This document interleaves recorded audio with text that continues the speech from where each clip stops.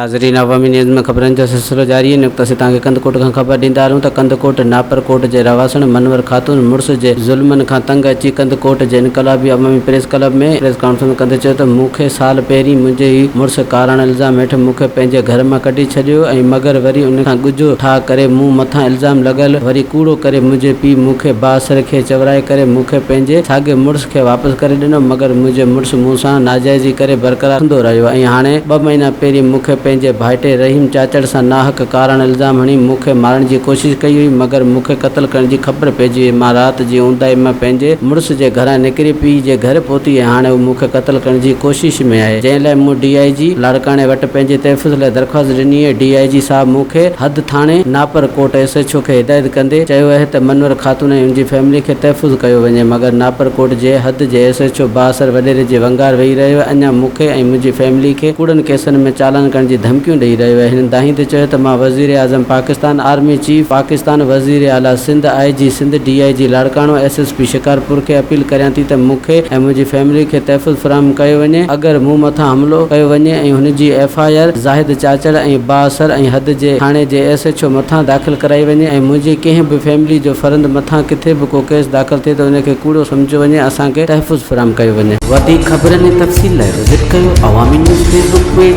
YouTube page ऐं अवामी news website.